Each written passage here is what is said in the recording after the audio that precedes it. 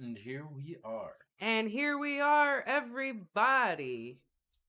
Angela, thank you so much for that super chat. Yes, thank you. You so are much. awesome. It is always appreciated. And we love it when you come to the stream. Yes, how have you been? If you're still here. Since you've been here, it's not the same without you. Without you being here. This out of the way, because tonight, fortunately, we won't have book club, but that does mean that Double the dudes. double the dudes. Double the dudes. Double the dudes.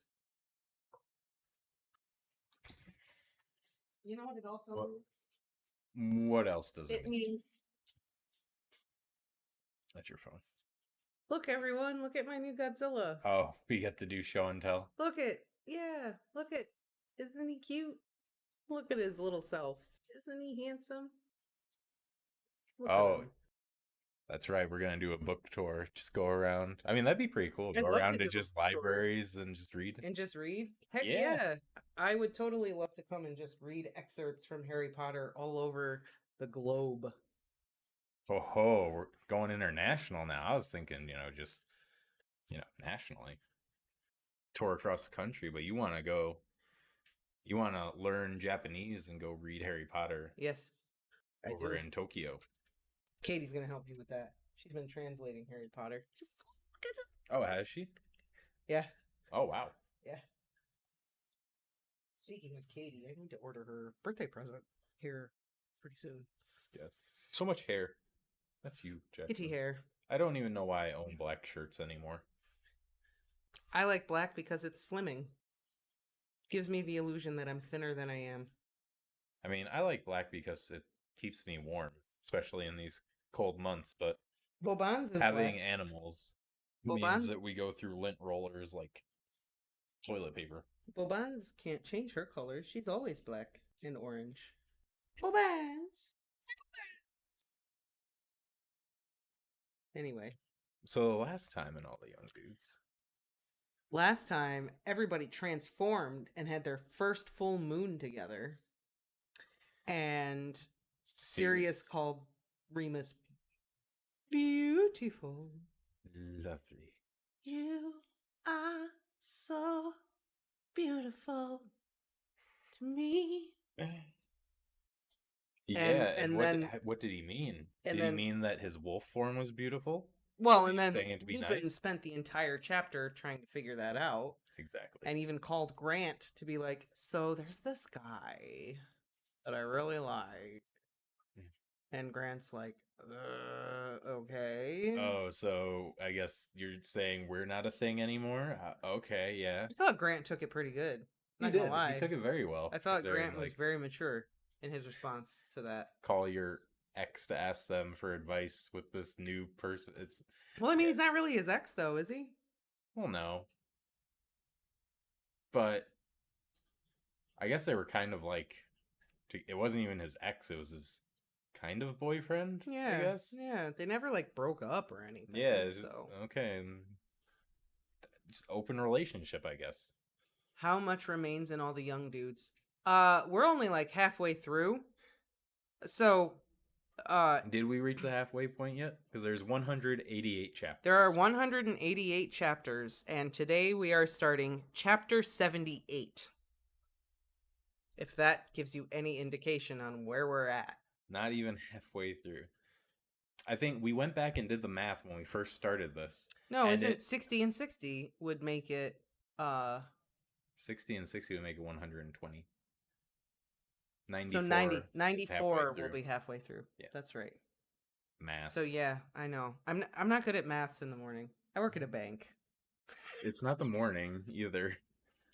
In the evening. Whatever. Not good Whatever. at times either. That's I don't know. I shouldn't work at a bank. Well, what I do doesn't involve math bank, so never mind. Oh man, thank God you're I'm not just- a teller. If I was a teller, I'd have more practice, so I'd probably be better at it. I don't have any practice doing math in my head. I used to be really good at it when I was a kid because I had to do it all the time. I don't do it anymore. Mm-hmm. Yo, when we played Around the World with the multiplication tables and stuff, I won that shit all the time. I was pretty good at it too. I was really good at it, But I've always been good at math. But I I've don't always been do good it at numbers. anymore, and if I don't do it, I lose it. Obviously. See, I do it every now and then. And with my bachelor's work, everything was Calculator. graphing calculator stuff, or write it down in formulas, and you have to literally write it down, and it's different. Fair enough. Fair enough. So there. What got us on this topic? Oh yeah, the number of chapters. Yes. Yeah, so there's 188. We did the math in the beginning, and I believe we found out that it's the same number or only a couple more than the entire Harry Potter series. So it's literally just as long as reading Harry Potter. Which is why it's taking so long. Right? Because there's 17, and then what, 24? No, 17, 18, 23, 36, or 37. 17, 18, 23, 36, and then, 37, 38, 26 or 27, and then 36 or 37. My God. Can't believe I've got that in my brain. So yeah, it's about the same. I'd have to look physically at each of the books to get those 100% correct, but I'm pretty close. So we're looking at like the last 4 books alone are 75 plus 60 something. The last 4, so 115 plus 4 and 4 and 5. It's around the same area. 4 and 5 alone are 60, almost 80 chapters. Yeah, which one was the longest one? Wasn't it 6 is the longest book? No, 5 is the longest. 5? Book. Okay. Yeah, 5 is the longest book. 5 is actually kind of the length of one of the Game of Thrones books. It's like almost 900 pages. Oh, wow. Yeah, it's like 800 something. It's long. Yeah, I know Dance with Dragons. It's like 1,050 something pages. Yeah, it's long. Yeah. The book we're reading right now, Clash of Kings, is I think the shortest book. Yeah. Because Game of Thrones was pretty long. This is the shortest book because we're almost halfway through it. Mm-hmm. And then they just get longer after that, I'm pretty sure. Yeah, I think so. Good times. Okay. So yeah, we know what happened previously on All the Young Do's. So should we just start? Do we want to see what happens next? Let's give it a go. Let's whittle down these chapters. Let's get on this. Watch out, your water. I see it. Well, you got your thing open. Can I just? No, you can close that. Okay. I'm all done with work for the day. You can close my laptop. All right, here we go. Chapter 78, 5th year. Wishing and hoping. Wishing and hoping and praying. Wishing and hoping that Sirius would just tell him what he means by beautiful. Yes. Lupin's going insane over here. Trying to figure it out. Move this. I can still sit in front of it, and you can still talk if I can sit like right. Is that good? Oh, I mean, it usually picks me up, but yeah, that's good. He wants a party, obviously, James said, walking between lessons one afternoon. In our dorm? Remus asked, struggling with his ridiculously heavy book bag. Common room, I think. He wants everyone involved. Of course. Remus smiled fondly. He shifted his bag again. Want me to levitate that for you? I levitated Pete all the way up to divination yesterday. Is that how he got that bruise? Remus raised an eyebrow. Not my fault Sirius shut the trap door too soon. Anyway, this birthday party. I think he wants it to be like yours last year. Oh, no. Remus shook his head. I'm not carrying him all the way back from Hogsmeade in that state again. No, still in the common room. I mean, he just wants alcohol. It is his 16th. Well, I'm not holding his hair back when he starts puking either, Remus said firmly. James ruffled his hair as a group of girls walked past, all staring at him.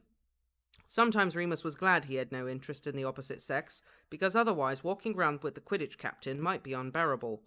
No wonder Pete liked to flaunt Desdemona so much.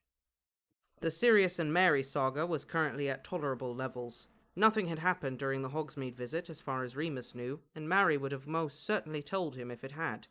Apparently she wanted him to prove that he could be a gentleman before she consented to be his girlfriend. "A gentleman?" Sirius scoffed when the Marauders were alone. "I speak 5 languages. I have a family motto. I can ballroom bloody dance. I have 12 sets of dress robes. What more does she want?" "Now you know my pain," James sighed in response. "She wants you to respect her," Peter tried to explain. "I do respect her," Sirius said piously. "She's got the best tits in the year. That's very respectable." Remus buried his head in his hands to hide the fact that he was smiling, because surely Sirius was never going to get a girlfriend with that attitude.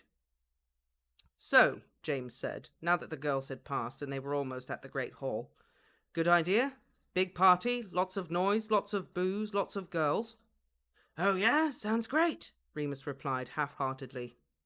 "Oh, I know you're shy, Moony, but I swear, loads of girls like you. You just need to know how to talk to them." Remus thought that was a bit rich coming from James "Oi Evans" Potter, but he said nothing. "Anyway," James went on, grinning as they entered the hall, "you can be the JD, you know, all the music." "The DJ," Remus corrected. "Whatever. All right, Wormtail." James elbowed Peter, who was sitting with his girlfriend at the Ravenclaw table. She frowned at James. "Why have you started calling him that? It's a terrible nickname." "Nah," Remus smirked. "Suits him right down to the ground." Peter flicked 2 fingers at them both and returned to his lunch. They'd all been playing about with nicknames, partly because they wanted to finish the map by Christmas and needed the aliases, partly because James and Sirius just liked the idea of having code names. Oh, this is awesome.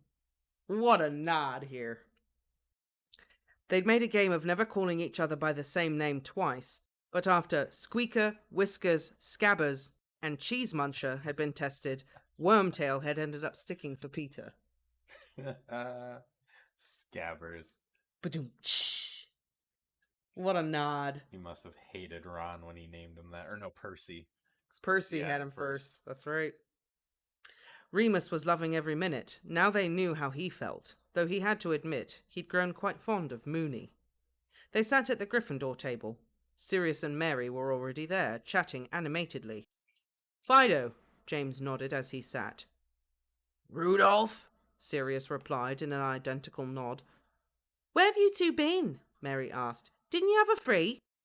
"Library," Remus said, reaching for the soup ladle, standing to lift the lid on the steaming tureen between them. Tomato, his favourite. "You 2 are acting like we don't have OWLs coming up." "I'll do my revision at Christmas," Mary shrugged. "I'm not that fussed. I'm more nervous about the career interviews." "Career interviews?" Remus sat down, alarmed. "Lily was telling me," Mary explained. "After OWLs, we have to have a go and meeting with Professor McGonagall about what we want to do after school finishes. No idea what I'll say. If this war carries on, I won't be able to get a job as a Muggle-born." "You will. You will," James said fiercely. "We're going to win." "Well, even so," Mary shrugged. "I don't know what I want to do when we leave. The only wizard job I know anything about is teaching, and I definitely don't want to do that." An owl appeared from somewhere above them, landing beside Sirius's plate. He rolled his eyes. It was a black family owl. "At least it's not a howler," James said, cheerfully, buttering his bread roll. Sirius ripped open the white envelope, and Remus watched his blue eyes flicker across the text. He stood up, looking over at the Slytherin table. Mary, Remus, and James all turned to look too. Regulus was watching his brother. Sirius made eye contact with him, raised the letter and his wand, and said, "Incendio." Mary yelped as the piece of parchment burst into flames between Sirius's fingers. Sirius sat down, satisfied. "Bad news, then?" James asked, returning to his lunch. "A summons to spend my birthday with my darling brother." "Well, is that so bad?" James asked. "Yes," Remus said sternly. He'd not forgotten the vicious cuts on the back of Sirius's legs. "Why did you do that?" A voice behind them spoke. Regulus had actually left the Slytherin table to confront his brother. Sirius ignored him, instead continuing to eat his food. Sirius, Regulus said louder this time. Why did you burn that letter? Come on, Mary, Sirius said, standing up again, carefully avoiding eye contact. Let's go. We've got charms next, haven't we? It wasn't from Mum, Regulus said, his eyes overbright and his cheeks turning unnaturally pink. I wrote it myself. I wanted to see you. But Sirius was having none of it and had already swept away from the table, Mary on his arm. I can talk to him if you want. James turned to Regulus. The younger black brother blinked a few times, then glared at James. Remus could see his long eyelashes glittering with angry tears. Piss off, Potter. No one asked you. If he's happy with his mudblood girlfriend, then fine. I don't care. And with that, Regulus gave his own flounce, returning to his friends on the other side of the hall. James sighed heavily, playing with his soup. Real flair for the dramatic, those blacks. For real. Regulus kind of acted like Sirius there. Yeah. I mean, I get Sirius is, Regulus is trying to be nice, but the tempers on the blacks. Must be all that inbreeding. It must be. Oh, Angela, you have such good taste that you love Godzilla. Just saying. Your little stubby Godzilla. Big-headed. My little chonk man. Yeah. My little chonky Godzilla Your man. baby Godzilla. Little baby Godzilla. He's perfect size for my Biolante, even though they're not from the same movie, but it's okay. And hello, Dan. No worries. Better late than never. Oh, yeah. Oh, Angela has an orange cat, too. Oh, nice. Orange cats are the best. They are. They're lovely boys. 100%. Marcelo, hello. We are good. How are you? Welcome, welcome. Is it Marcelo or Marcello? Just curious. Good. See, I wouldn't have known.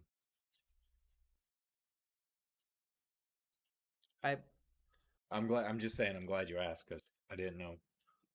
Pronounce it that way. Big Bang Theory.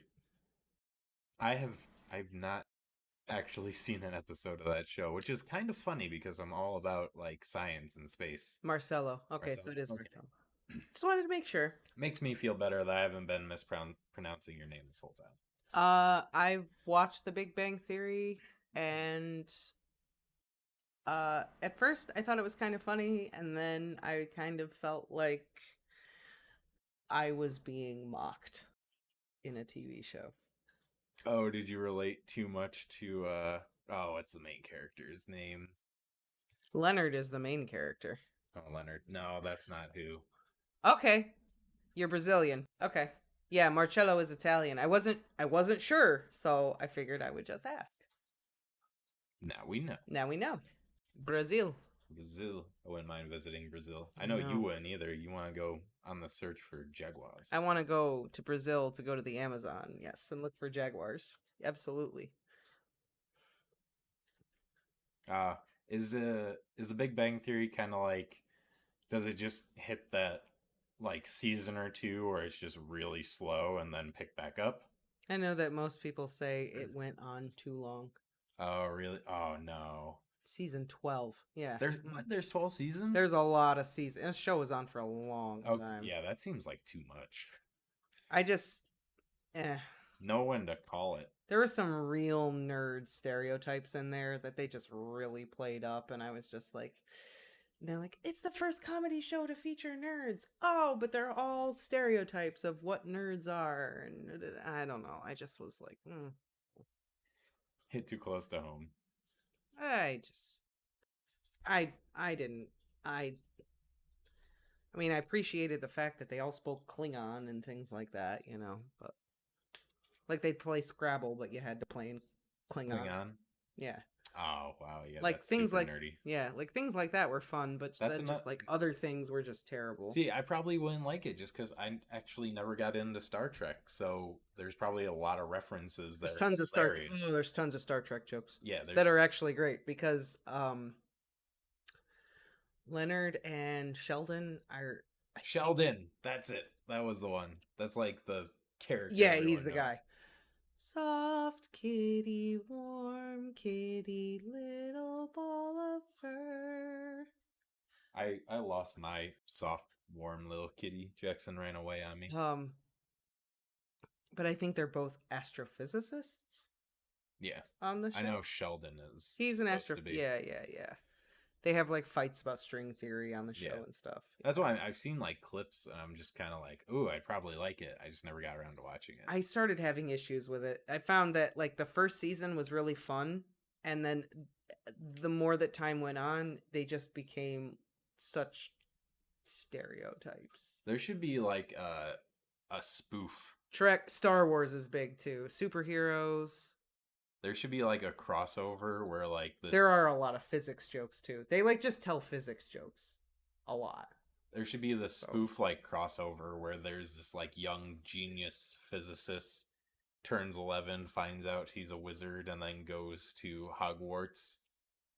And like me, tries to rationalize everything and correct everything. Fish out of water type. There is an episode where there is a kid who is more of a genius than Sheldon, and it almost breaks him. Oh, okay. I don't know. The first couple of seasons were all right, but do you know the premise of the show? Nope. So the premise of the show is Leonard and Sheldon rent an apartment together. They have two friends named Raj and Howard, I think. And they all like get together and do nerd stuff together. Howard is Jewish and still lives with his mom. Mm-hmm. There's a stereotype for you. Anyway, the really skinny... I didn't even know that was a stereotype. It's a stereotype. So. There's a really, really skinny, hot blonde girl that moves in next door, and Leonard really wants to date her. And it's all about them and the hot girl, like... Oh, clash of... Yeah, and how they learn to be neighbors and stuff, and he's still trying to date her, and Nerd's trying to get girls, pretty much. Mm. But they all want to get the Sports Illustrated girl. Yeah. And it's just like, Jesus Christ. I don't know. I have a lot of problems with it. Storm of Swords, yes, it is probably my favorite book. It's so good. Storm of Swords is so good. Yeah, it really is. It's so good. Dance with Dragons is a close second, though. Yeah, I really like to Dance with Dragons, but Storm of Swords is really, really good. So good. I would agree. So much in there. So much happens. We will definitely read it. Don't worry. Storm of Swords. We will no wasted words in that book. Mm-mm. I'm kind of almost like, let's get through Clash of Kings so we can read Storm of Swords. I know, right? Because, oh, what a good book it is. But we have to trudge through Feast for Crows first. Well, we do Storm of Swords before first. Dance with Dragons, I mean. But, I mean, honestly, I'm kind of liking Cersei's character more in the second read-through, so... Same, I'm kind of looking forward to reading it again. Open-minded to see if my opinion changes. But we also have to get through the rest of this chapter, because I don't think we finished this chapter. No, we didn't. All the young dudes. So. But I was going to second that. Maybe Feast for Crows will be better the second time around. Because I'm looking forward to rereading Cersei's chapters. Now that I know what's going to happen, I can kind of focus more on the characters and their development and more of the literary devices that Martin uses. Maybe I'll like Brienne's chapters more, too.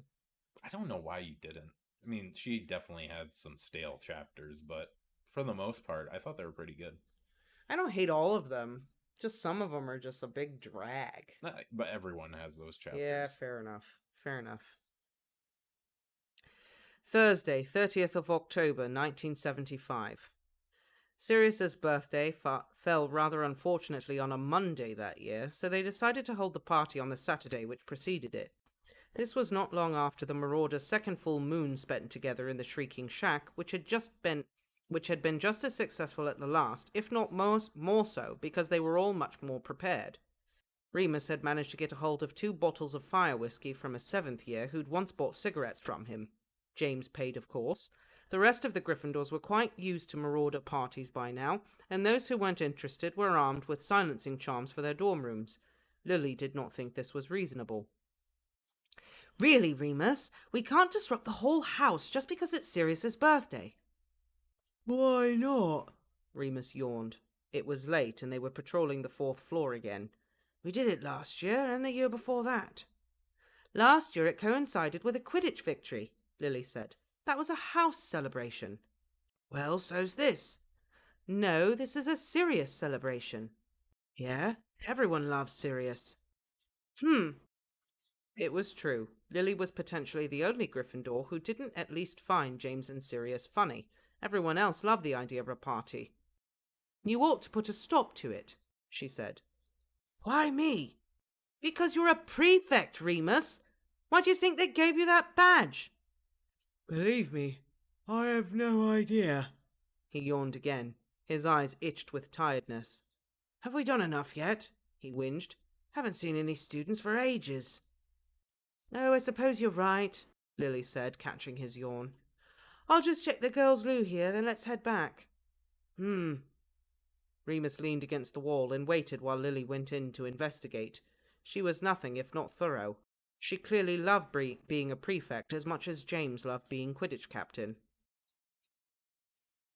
Remus was definitely not enjoying the responsibility, as if he didn't have enough to do with OWLs on the horizon, not to mention full moons, a war, and keeping on guard for vicious Slytherin attacks. Speaking of which... Loitering outside the girls' loos? A voice slithered up from behind him. Remus turned to see Snape coming round the corner. Hoping Moaning Myrtle will go out with you if you ask nicely. I mean... That was good, Snape. That was good. He mean, got a good one in there. I don't think Moaning Myrtle would care if you asked nicely or not. She would say yes. Yeah, she would. That's What very did you rude, say in one of the but chapters? yes. What did you say in one of the chapters we read with Moaning Myrtle? She's thirsty, something. It was something along the lines of she spent so much time in the toilet because she's so thirsty or something like that. Something like that. I don't remember. Yeah, either. there's something about her being thirsty. Remus groaned and rolled his eyes. Oh, piss off, will you? I really will give you detention this time. You're out of bounds. Just try it. Severus narrowed his eyes. Go back to your dorm.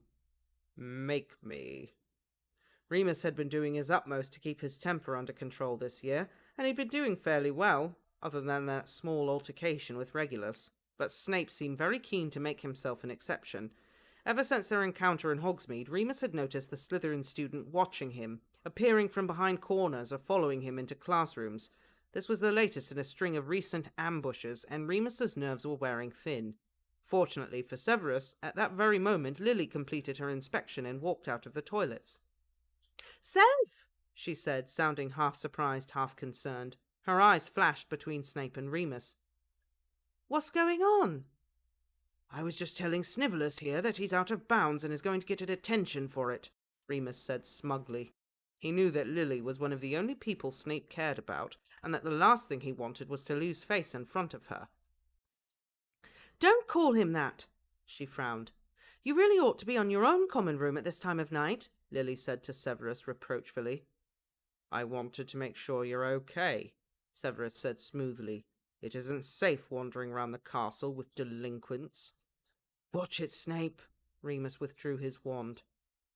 Watch what, muggle lover? You slimy, filthy... Stop it, both of you, Lily shouted, putting out her own wand. Or I'll turn you both into mice and you can take your chances with Mrs. Norris. They both stared at her, dumbstruck. Quite right, she said, drawing herself up to full height. Now, Severus, go back to the dungeons. Remus, shut up and come with me. With that she stormed off, plaits bouncing behind her like two copper whips. Remus had to walk very fast to catch up and was panting by the time they reached the top of the second staircase. I didn't start it, you know, he told her. Old Snivelus has been following me around all year, the slimeball. I don't want to hear it, she snapped. I don't even care who started it anymore, you lot or him. I think you're all horrible bullies. Lily, I mean it, Remus. I'll curse you. Girls, Remus thought grumpily as he let her go on ahead, rubbing his poor hip. Mental. Every last one. I mean, that was kind of sadistic. I'm gonna turn you into mice and Let let Mrs. Norris Miss Norris just chase decide. you. Like, that's Jesus. Well, Lily has clearly had enough. Oh yeah. She is at her I wit's wonder end. if Mrs. Norris has ever gotten a student in that way. Is someone like, I'm gonna transfigure you into a mouse so that you can sneak into this room, and then Mrs. Norris is there. Well, according to McGonagall, when Moody turns Malfoy into a ferret, she is this a student? We do not use transfiguration as a punishment. Well, no, but that doesn't mean that other students wouldn't use it on each other, is what I'm saying. I don't think other students are capable of doing such complex transfiguration. Lily? That was a threat. She was bluffing. Was she? She was bluffing. Was she, though? Yep. But was she? Yep. And Yep. yeah, it's like Snape doesn't even remember the rain cloud. He don't care no more. No? Did he bring his umbrella this time? Probably. Be funny if he did try to pull the spell and Snape just whips out an umbrella from under his robes. Muggle contraptions. Didn't think you would get me with that twice, did you, mudblood? It's been so long now, I think he's just like... I also think he's on to Lupin. That's why he's following him everywhere. I think he's on to him. Oh, yeah, 100%. Maybe we're seeing... Still don't know. Maybe this is why he, like, goes to Sirius and asks, like, what's up with Lupin? And then Sirius is like, well, if you go under the Whomping Willow in this tunnel at this time, you'll find out. Maybe it's to get Snape off Lupin's back. Yeah. Maybe. By, well, feeding him to the werewolf. That wouldn't make Lupin feel guilty or anything afterwards. Maybe he wouldn't have, like, eaten him or killed him. Snape just would have been a werewolf. Now, that would have been an interesting year for Harry. Not only does he have to deal with Snape, but once a month he's a werewolf. And super cranky before and after. Like, more cranky than usual. I was going to say, Snape's always cranky. He's a cranky man. Yeah. Maybe Snape doesn't need an umbrella. No? All that grease in the hair just runs off. Didn't help him last time. Maybe it's greasier now. I don't know. Maybe he just started melting because he took a shower. I don't know. He's like Ramona. That's how much he hates showers. That's why he collapsed. No, my grease. Maybe. And then Snape and Lupin become werewolf friends. Yeah, there we go. There you go. That's a happy ending, isn't it? Let's finish this chapter. I don't think it would end like that, though.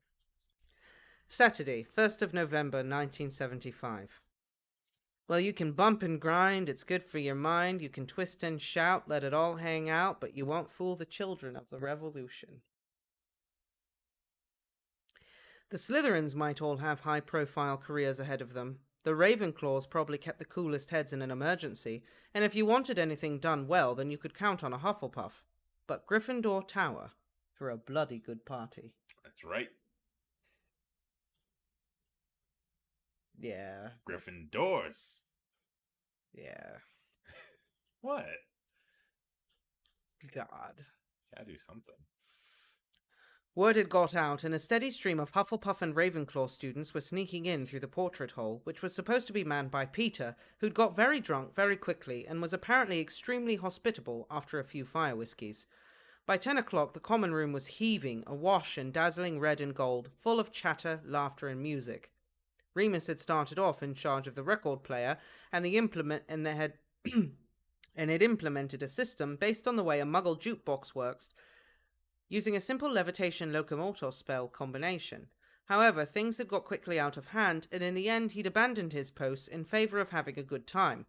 Sirius, who was on his third or fourth whiskey by now, was having the time of his life, centre of attention, and surrounded by girls. The Gryffindor girls had been poring over a copy of Marie Claire all afternoon, and Remus noticed they were all dressed very differently for this year's party. Their skirts had got shorter, the colours less conservative, and the makeup was something else. Mary performed a spell on her eyelashes that made them long and thick, like bats' wings.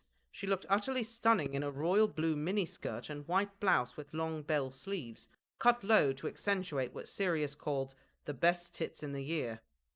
Marlene was very striking too, her hair combed out for once rather than its usual practical ponytail, in white flares and a floaty paisley print top. And even after Lily's outburst the other night, she was smiling and chatting away with everyone else, wearing an emerald green crocheted dress. Emerald green. Mm-hmm.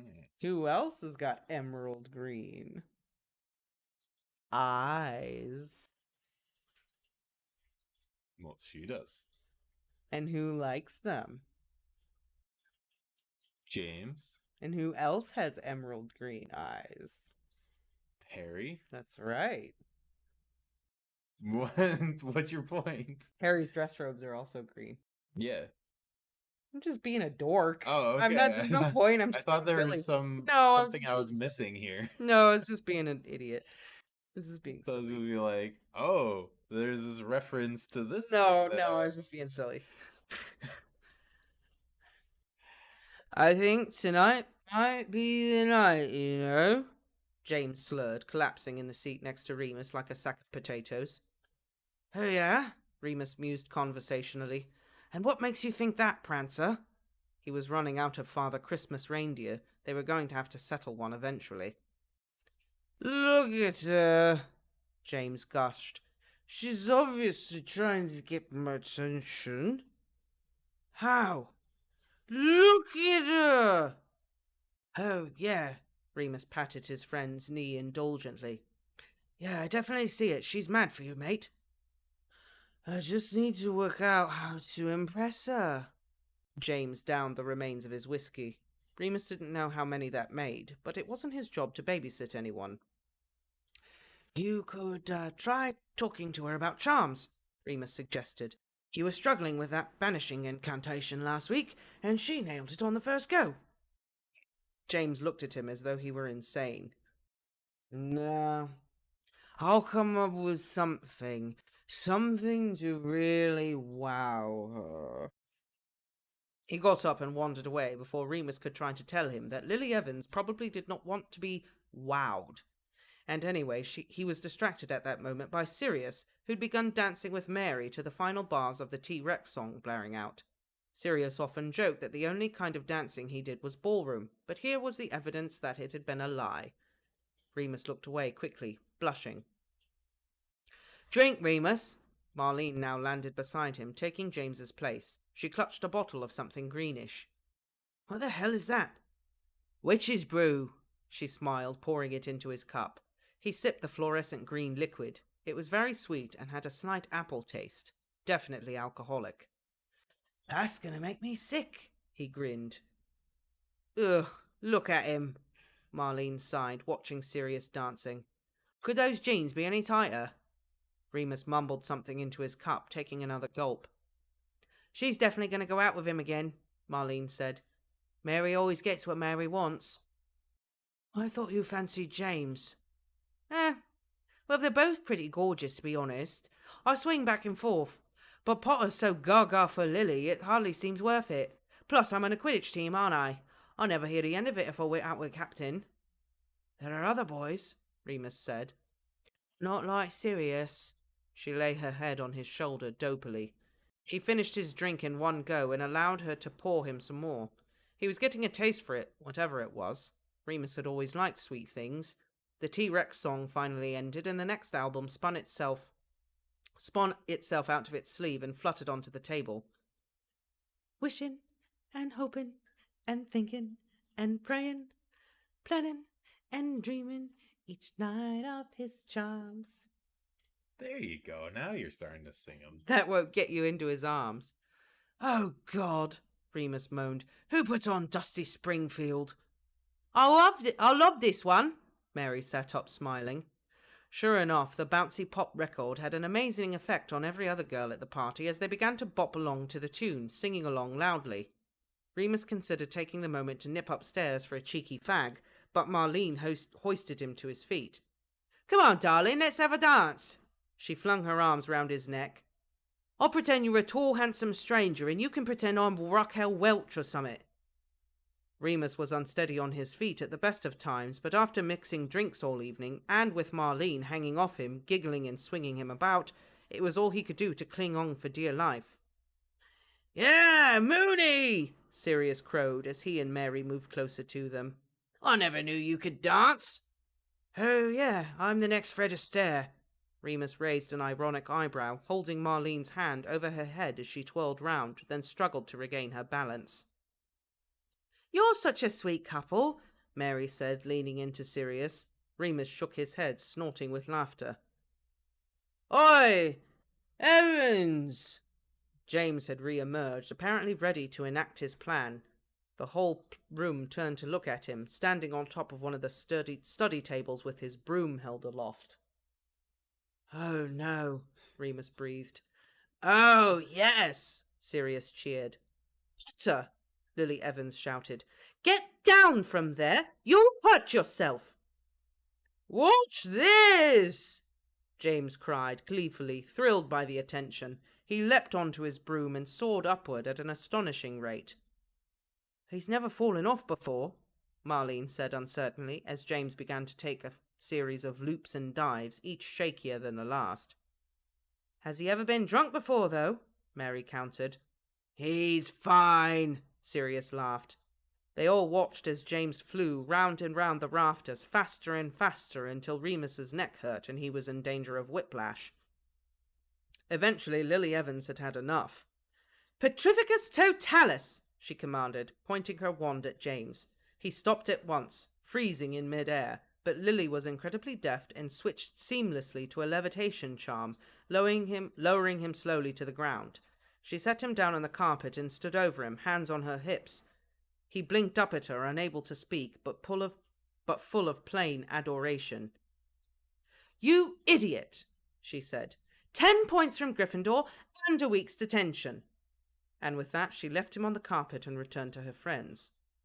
Remus unpetrified James and helped him to his feet, handing him another whiskey. The music had died down now. It sounded like Fairport Convention. Tough luck, mate, he said, trying to sound sympathetic. What do you mean? James grinned back, slightly dazed, but no worse for wear. Didn't you see how she looked at me? Yeah. Smitten, he murmured, staggering backwards slightly until Remus guided him to an armchair. Totally smitten. Drink your drink, James. Cheers, Mooney. You're the best. Mooney replied, watching Mary wrap her arms round Sirius's neck and lay her head against his chest as they danced slowly. I'm the best. You know, it's a really good thing that James ended up with Lily. Otherwise, he would have looked like a complete ass. For real. And yes, Dan, I could 100% see Austin Powers being related to the Love Goods.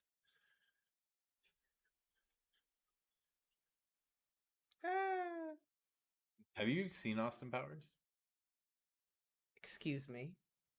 I could have sworn you said you haven't watched it. Excuse me. Of course I have seen those. Sorry. To make it up to you, I'll offer you a pipe and a crepe, song and a blintz, cigar and a waffle. Mole, mole, mole, mole, mole. Just like Angela says, yeah, baby, yeah. I can't do it like him, but probably could, but I'm laughing at myself for doing it.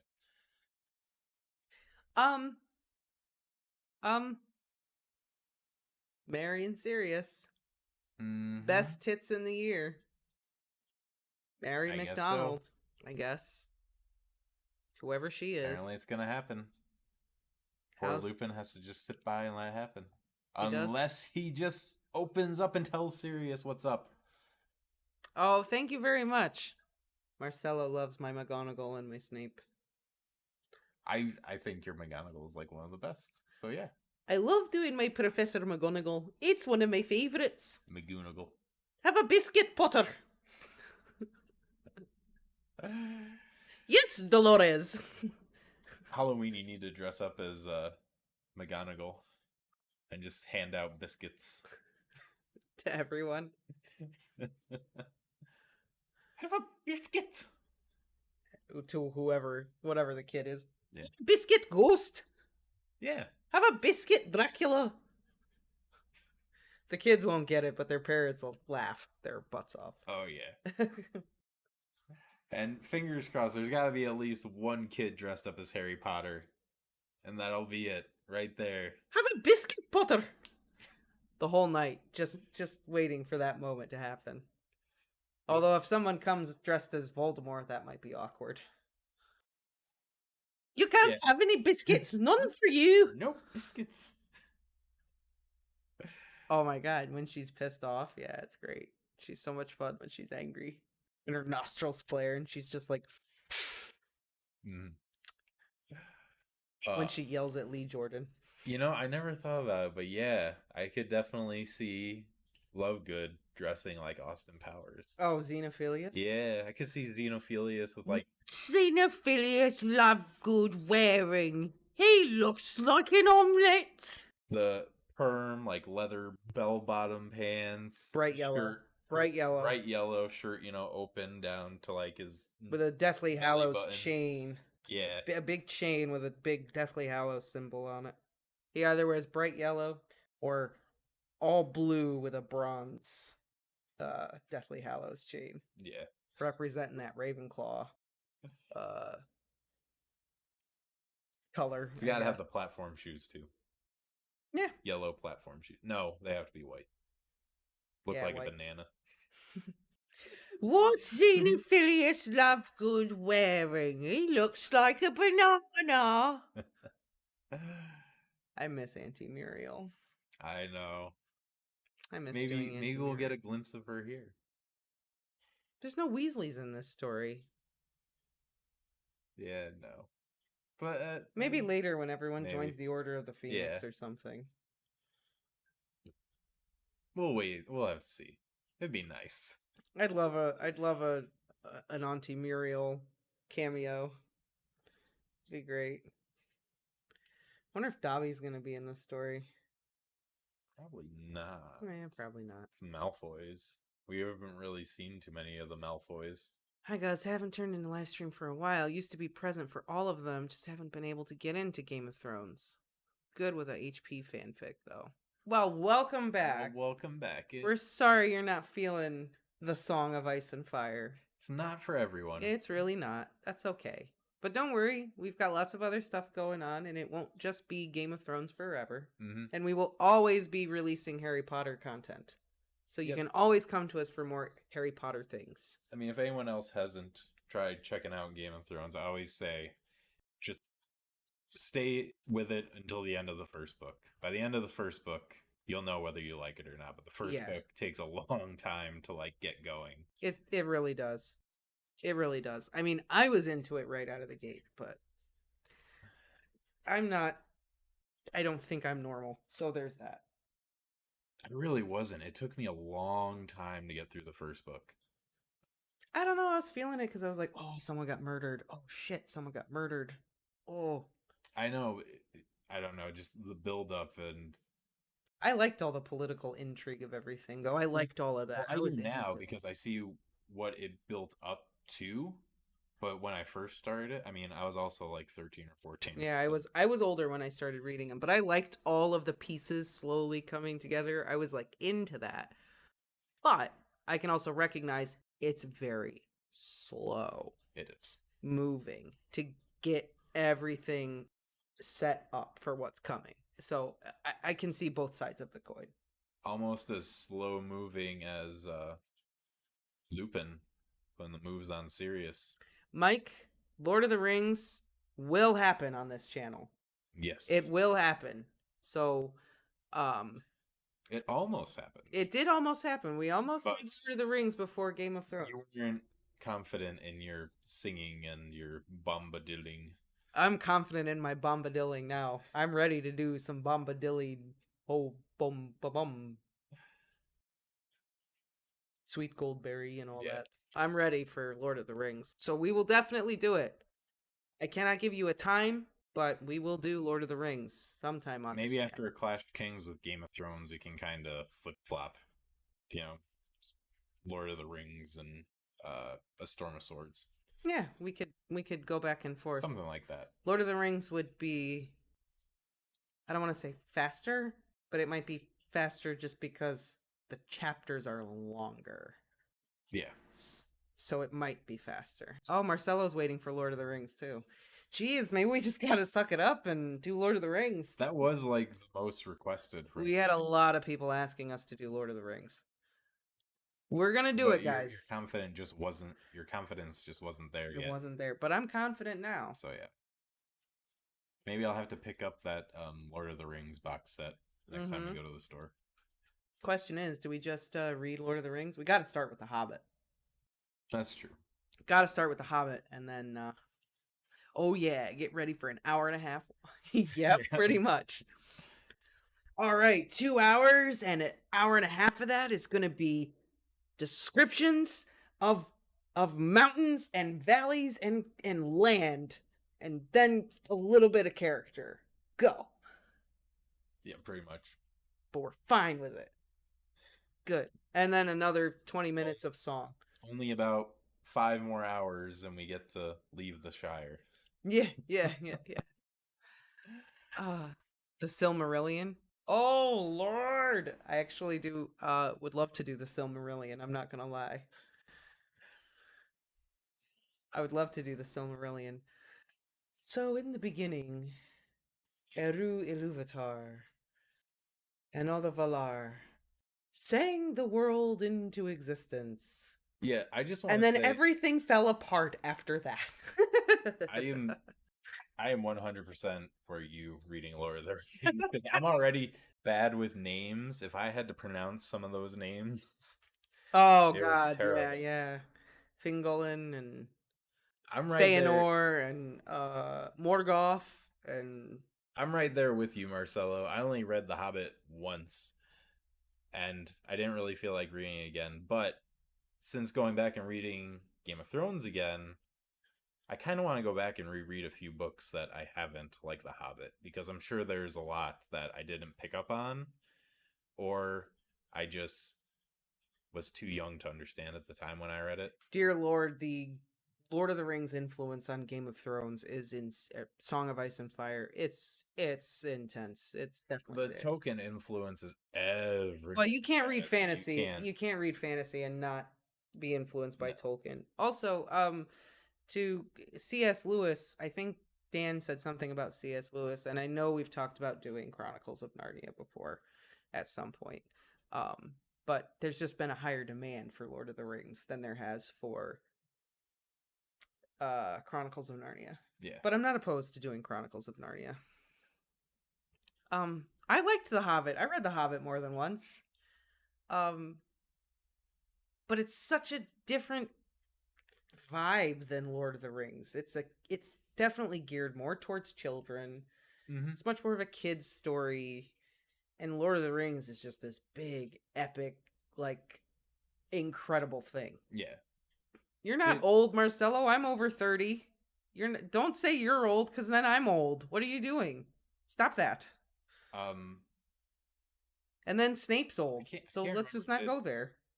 Tolkien write Hobbit or Lord of the Rings first? Lord of the Rings first, right? And then The Hobbit? I'm actually not sure. Yeah, Lord of the Rings is way slower. The Hobbit is much faster. Much more fast-paced. But I think it's because it's supposed to be kind of like a kid's book. Yeah. I want to say he wrote Lord of the Rings first. I thought remember. So, too. Because then I thought he wrote The Hobbit not only as a means to kind of fill in Bilbo's story, but to... I thought he, like, purposely made it faster and more childish so that the younger readers would get into it and then read Lord of the Rings later. Yeah. Yeah, Mike is like, yeah, Lord of the Rings came first. Okay. Yeah, we were right. Okay. 51 is not old. Stop. No. I am 20 years away from 51, so just shh with that old 50 thing. Years young. That's right. Because I don't want to be 51 and feel like I'm old. Oh, no. No old. Especially when you're in your 50s. Because I'm closer to being 50 than not being 50 now. So. Well, that doesn't make sense, but okay. I'm more than halfway to being 50. Yeah. Yeah, so So am I. We're all halfway. I'm more than halfway. I'm more than halfway than you are. So all right, fair enough. that's what I'm saying. Doesn't help when these books are coming out with 20th and 30th anniversaries and stuff. Harry Potter 20th anniversary, okay? What? Excuse me? No. You guys over there at Warner Brothers, you counted wrong. How about Pokemon 25th anniversary? Excuse me. What? Well, Jurassic Park just had the 30th anniversary. Oh dear lord. Oh my god. Or it is the 30th anniversary, something like that. First, then Sonic was like 35th anniversary. Peter Jackson actually wanted to do The Hobbit before Lord of the Rings movies because he felt he wouldn't be able to outdo the Lord of the Rings movies if they came first. And he was right. Yeah, he has a good point there. Not gonna lie. Very, very few things in the cinematic universe top Lord of the Rings. Yeah, 100%. I think if you watch The Hobbit without watching Lord of the Rings, it's a pretty great movie. But well, there's 3 of them though. Yeah.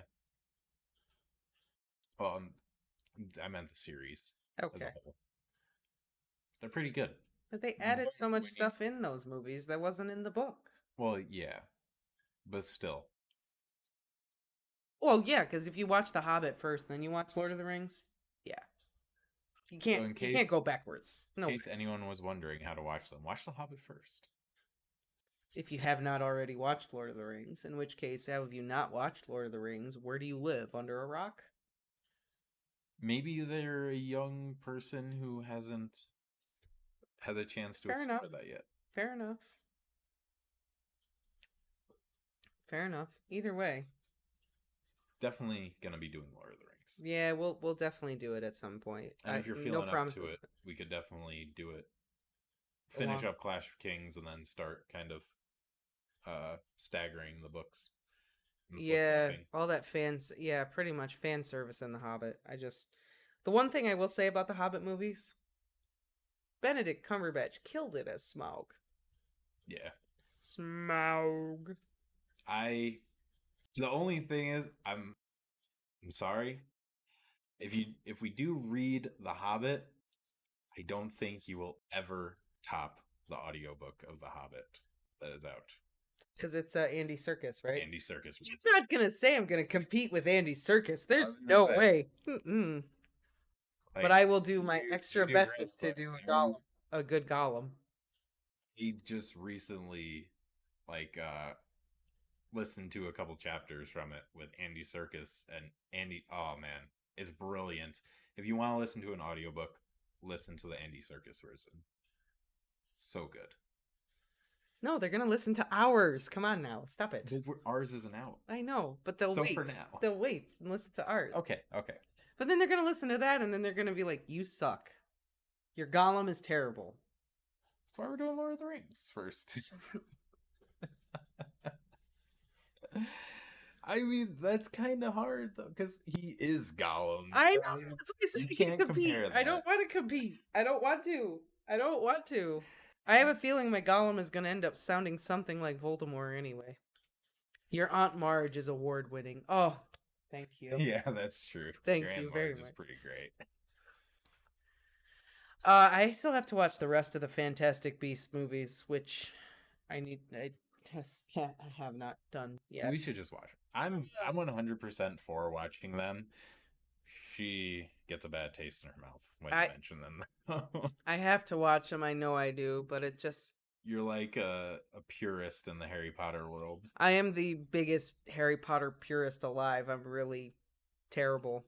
You gotta take the good with the bad. When you talk about purists in a fandom, oh god, I'm one of the worst.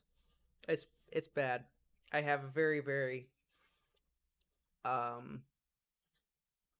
have a very hard time just letting things be. It's the only thing I love that I can't just let it go. I can't. I just can't. I'm just gonna put them on one day now. No, we can watch them, but I'm just saying, just be prepared for the onslaught of just complaining that I'm going to do the entire time. Oh, I will. That's all I'm saying. Maybe we should Maybe watch. I'll just set up a camera and just post your reaction. Yeah, That'll just be great. we could. We should do. We should do a Lexatron watches Fantastic Beasts for the first time, and just let the camera. Harry Potter mega fan watches Fantastic Beasts.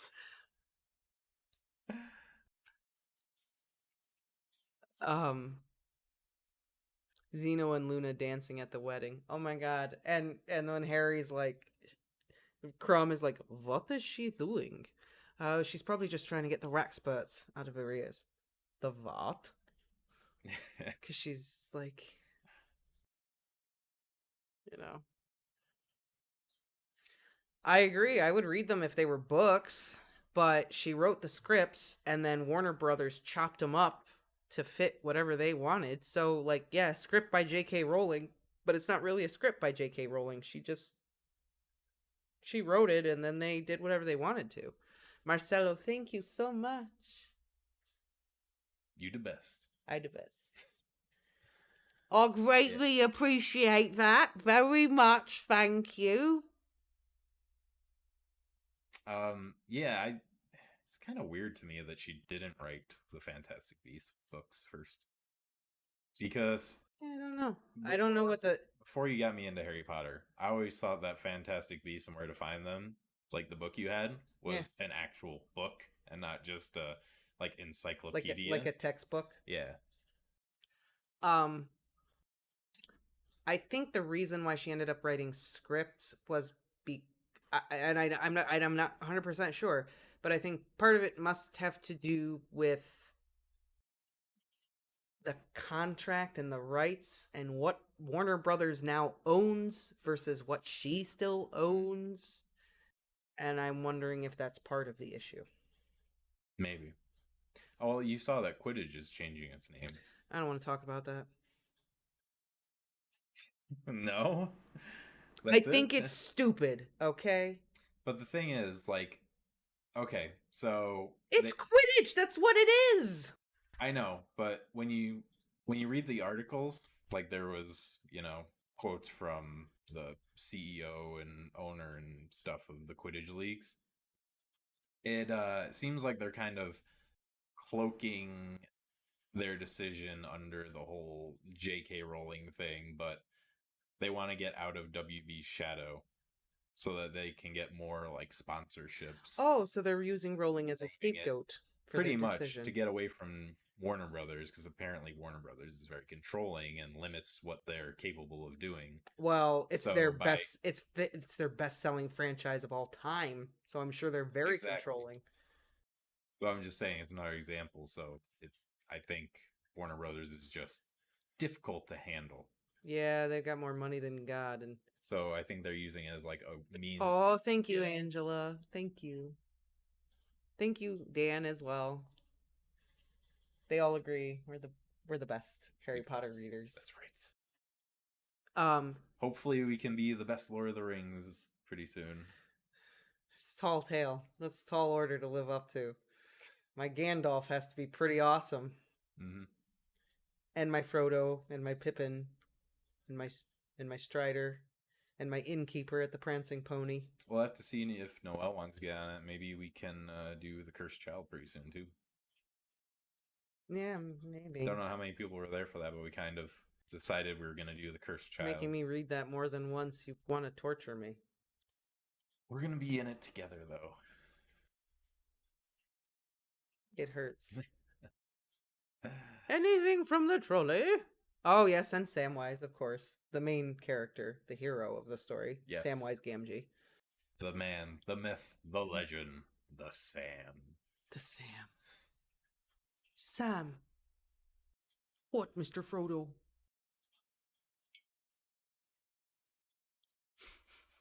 We are in a different room. Yep. We Different are. room. We moved. We had to relocate in the house. Samwise, There was renovations going on, and then we moved, and then more renovations, and then we're out here. And this room is pretty much done when it comes to renovations for now. So we're be in kind this room of for a just while. calling it good for now. And you can always have wine. I might need wine to read Cursed Child. I might need that to get through it. We'll make some butterbeer. We'll make it work. I haven't finished the Harry Potter series yet, but I've listened since Chamber of Secrets. Oh, yay! Oh, that's awesome. Well, thank you. The Godzillas in the back really highlight everything. Oh, well, Biolante's in the back. And Kamada-kun. And Shinagawa-kun. Yeah.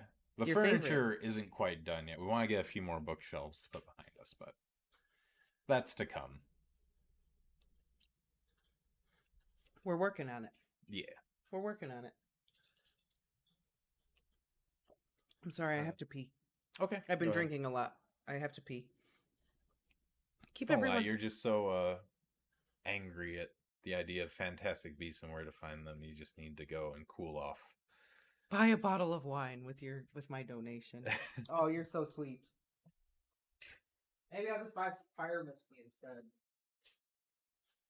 Some of our books, we could definitely show you some of our books. We have some like rather cool ones, but they're put away right now. We definitely do a video where we have like our best books. I actually just got some contraband in the mail the other day. We're thinking about doing a little banned book series where we're gonna be reading some quick ones like Animal Farm, Catcher in the Rye, Of Mice and Men, and Fahrenheit 451. Oh, you're gonna read To Kill a Mockingbird? Okay. These are just gonna be like little side videos because they're so quick. They're like, 5 or 6 chapters a piece. But with all the books being banned, we thought we would put them out there so anyone who maybe can't get a hold of them can still experience them. Cool book stuff. If people Cursed Child was a cool concept executed lazily. I'll take your word for that. Would you agree? Yeah. I think there were a lot of plot holes there that were really terrible. I'll show you some book stuff. Do you have your Japanese? Oh, I didn't grab it. I can. I can grab it. I mean, for Harry Potter wise. Yeah. Check it out. This is my Severus Snape ornament. He's on the tree every year. It's not a book, but I've had that Snape ornament since I was like 12. Let's see. Speaking of To Kill a Mockingbird, we have this very fancy schmancy edition of To Kill a Mockingbird from the Noble Collection. Oh, there's one thing. Be right back. Full of illustrations. So there's that. Do you want to grab Japanese while you're in there? Let's see, what else do I got here? I got this. This is the illustrated Harry Potter and the Philosopher's Stone. I got this from Katie. This was a gift. So it's the illustrated edition, but it's the UK edition. So it's very, very cool. So we got that. Here, you can present your and Japanese. This was a Christmas present from Katie this last year. Harry Potter and the Philosopher's Stone in Japanese. So excited.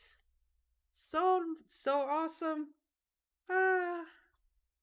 Oh, was there illustrations in there? Yeah, there's illustrations. Oh, the illustrations are so good. Oh, show us an illustration. You want to see an illustration from the Japanese edition? Yeah. There, you can look. Actually, hang on. Show the people. Then I'll try to guess what that is. Hang on, one of my favorite ones is the troll image. Here, I don't know if you guys are going to be able to see this, but this is the illustration in the Japanese edition for Chapter 10, Halloween. Can you see it? I don't know if you guys are going to be able to see it if the resolution is high enough, but Can kind of see. What? Okay, so it's not the resolution. That's just a very subpar illustration. No, it is not subpar. It's so good. You stop it. I could draw that. It's That's how bad it is. stylized. You leave it alone. It's awesome. You stop it. Look. There's all the mice in Hagrid's See, that's pocket. stylized. The one of the troll. No, the one of the troll is awesome. You leave it alone. Look, here's Dudley. Here's Dudley.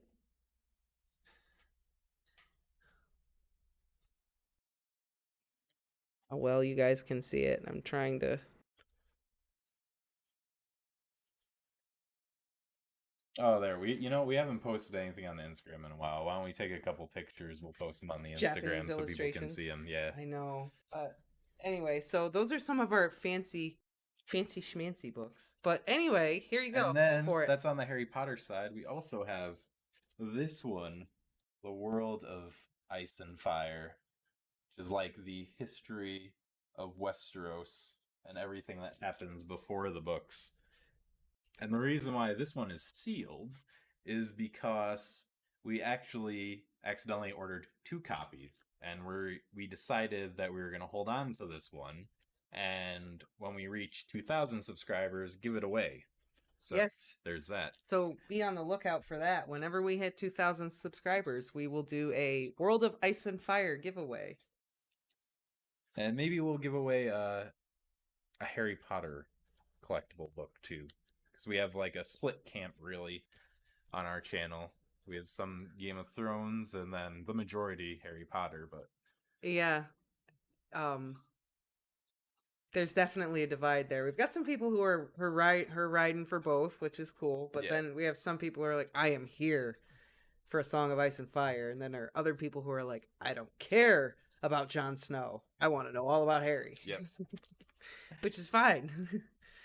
Yeah, so, everyone has their own preference. But yeah, we weren't actually going to announce that for a little while, but since we were talking about the books, I figured I'd throw it out there.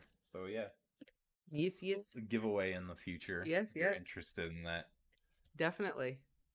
So there it is. There it is.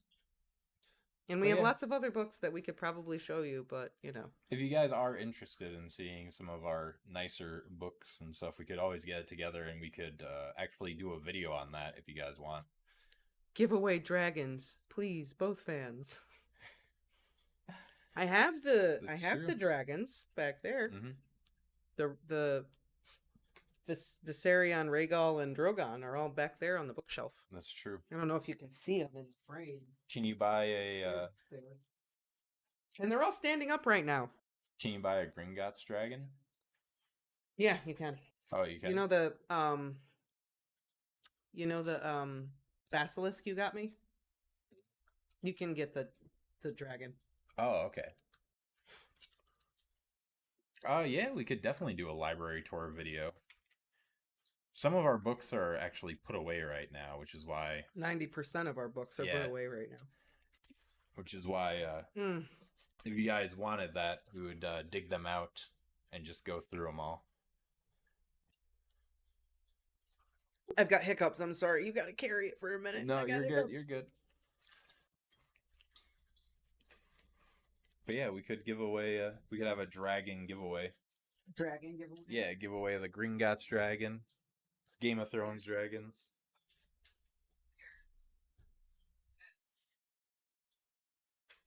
Oh, you're getting it? So they know what it is. They can see it. If anybody would be interested in something. Oh, your basilisk? Yeah, this is like what they look like, so they can see. Okay. So, let's see if I can get this lighting right so it doesn't shimmer too much, but... This bad boy might look familiar for any Harry Potter fans. The basilisk from Chamber of Secrets. But you can actually get the Gringotts dragon in this. You can get the Hungarian Horntail. And It's actually really cool because down there you can see the sword of Gryffindor and the book on the bottom. Very cool. Uh, it would have been really cool if they actually had the little date printed on the notebook, but they don't. Yeah.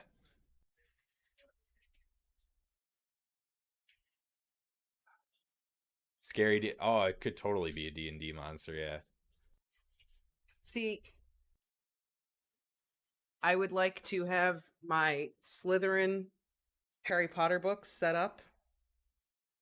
Oh, and then you have the whole collection of the Slytherin editions. I do. I have the entire Harry Potter collection in the Slytherin editions. So I would like to have the basilisk on this side and then Nagini on the end. And have the basilisk and Nagini on each end. This is why we need to get the other bookshelves out here. I know, so we could have nice book display. Nice book display. Yeah, it seems like we're getting some love for the library tour, so maybe we should make the video. We gotta get the library set up first. Well, yeah. Yeah, but we could definitely do that sometime for sure. Well, we could just go through like more of our like collectible books that we have, which is kind of, and then we can do a library tour when we have it all set up. That's true. That's true. I do have a Macedonian copy of Harry Potter. Oh yeah, that was actually sent to us by one of our subscribers. We had very nice of them. One of our subscribers sent us a Macedonian copy of Harry Potter. It was not the first edition printing of Harry Potter in Macedonian, which is really, really hard to find. But that edition still does remain really hard to find outside of Macedonia, and they were kind enough to send it to us. So that was really, really awesome. Yeah, that was. So that's cool. That was like the first thing anyone sent us. So it caught me off guard. Like, what? Oh, it was very thoughtful. It was very sweet. There's a reason I retook all the Pottermore sorting hat quizzes when I was given a snake Patronus. I'm so sorry you had to leave your books behind. That's so sad. I couldn't do it. It's so sad. I'm so sorry for you. You have to, but yeah. I would love a snake Patronus. What's wrong with a snake Patronus? You hating over there, Dan? Well, you as a Slytherin, it would make sense, but... Yeah, snake is not my Patronus, but... No. But at least it's not a squirrel. That's true. Or a salmon. Or a salmon. But hey, salmons are determined. They always find their way home. It's true. They swim upstream. They're basically Ron. Ron's a salmon. No, Ron's a Jack Russell. I'm saying, though, Ron is a salmon. He's never determined, never gives up, and always finds his way back. Never give up. Never surrender. That's right. Weasley motto. Actually, Galaxy Quest, but okay. Which is related to Harry Potter because Alan Rickman is in that movie. There. Oh, you donated most of them? That's cool. Share the love. Spread the book love. I love physical books. I get the idea with the physical books. Like, it's nice to have a digital copy, but it's something else to, like, have it in your hand. There's something magical about having a real book. Yeah, I like being able to read the book and then just putting it on my shelf and, like, having that physical, like, complete library. Yeah. I didn't even get out my copy of Moby Dick. God, so many cool books. That's why I was saying. Yeah, we're gonna have to do a video because we should. We could do a lot. Yeah, we could. And then I know a lot of people were asking us to do a live stream where we just answer questions. So. Yep. Maybe we did not. Get asked to do maybe a Q&A. Not this Saturday, but the following 2 weeks from now, that Saturday, we'll set something up, and we'll just get on and answer questions like we have been in our videos, but live, so people can chime in and just ask us questions directly. Yeah. No, I think we should definitely do it. I get that, Dan, especially since you're a very mobile person. Yeah. You know, so that makes sense for sure. Never have to worry about the battery being charged if you want to read. And also, you were bitten by a rattlesnake as a kid? Guess that's a reason not to like snakes. Can't fit a lot of books in an RV. That's true. Fair enough. That's why the Kindle is nice. You can have everything right there. So I get that. I am a Literally, collector of things, so you'd have to buy. I'd buy like have to have an RV just for the books. I was gonna say I'd buy one of those snowmobile trailers and just stack my books up in it. Just set up shelves on the inside. I know that's not realistic, No. but you know. You know, a person can dream. 4 years old, inside of my left thigh. Very nice. Ooh, that had to be scary. I could. When I not kidding. When I hear the word Godzilla, I throw my hands up and say, "Yeah, oh yeah, yeah, Godzilla fan, another one. There are dozens of us, Literally dozens. So, Angelo, what is your favorite Godzilla movie? Ooh, Gotta know now. Now that I know you're a Godzilla fan, I gotta know which one's your favorite. That's crazy that you got bit at 4. That's traumatizing. I can understand the lack of snake appeal on that end. I'm gonna say never been bit by a poisonous snake. Been bit, but never by a poisonous. Oh, I've been bit by snakes before, yeah. But no, never by anything poisonous. There's anything around here that's poisonous. Copperheads. Well, copperheads, eastern Moccasins. No, eastern rattlesnakes. Yeah. Yeah, they're in the Adirondacks. In the Adirondacks, they're bigger than western diamondback rattlesnakes. They're the eastern diamondback rattlesnake is the largest rattlesnake species. Did not know that. Yeah. Scary. There's my zoology degree. Boom. Right there. It all paid off. Gotta put in an animal. Gotta put a little animal info in there somewhere. Yep. That is one reason why we haven't given up HBO Max. Godzilla's. Yep. That, and I got to watch Mortal Kombat. Yes, we did get to. No. Oh no, you drank it all. I wanted to try it. I haven't had the purple one. It tastes like purple drink. No, stop. It tasted like grape. It's purple. But like good grape or like super fake, you know those barrels, the juice with the. No, it didn't taste like that. Tops? Didn't taste like that. Okay. It tastes like purple drink. I don't know. Oh, Tastes like Monster with a grape flavor. I don't know. It wasn't terrible. All right, that was probably good though. It was pretty good. It wasn't overwhelmingly grape. It was grape.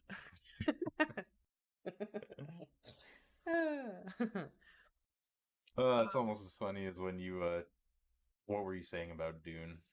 You're like, Dune. Dune. We saw Dune. Dune. Frank Herbert's Dune. Yep. Oh man. We're nerds. Well, if you're up for we're it, so terrible. I think we have time for one more chapter of all the young dudes. Oh, that's what we were supposed to do this whole time. We've been so sidetracked with all the books and stuff. Uh-huh. I suppose we could read one more chapter of all the young dudes.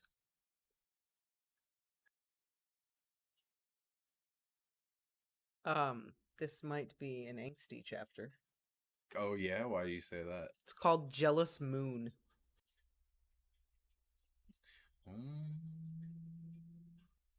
Is he gonna get feisty because of full moon?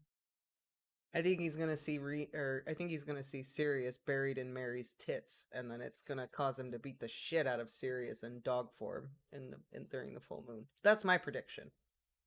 What's your prediction? It's pretty accurate, yeah. I was gonna say he sneaks Mary up to the boys' dorm and puts a Muffliardo spell on everyone, but yeah, that works. And then he beats the shit out of him. And then he beats the shit out of him. The Shaking Shack. Shaking Shack. Let's find out, I guess. Next day, Sirius is gonna be like, "What was wrong with you?" I don't know what you're talking about. It is a pretty good cover. Because a werewolf, I don't know. I know. You expect me to know when I'm changed. Yeah. Oh, this chapter takes place on the Pants' birthday. Oh, really? Yep. Yay. All right, here we go. Chapter 79, 5th year. Jealous Moon. Thursday, 18th of December, 1975.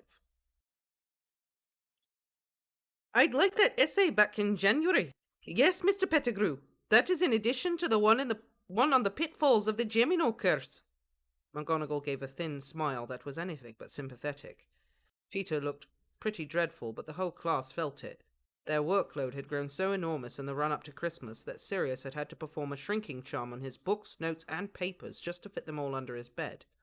Remus felt that this was only a short-term solution.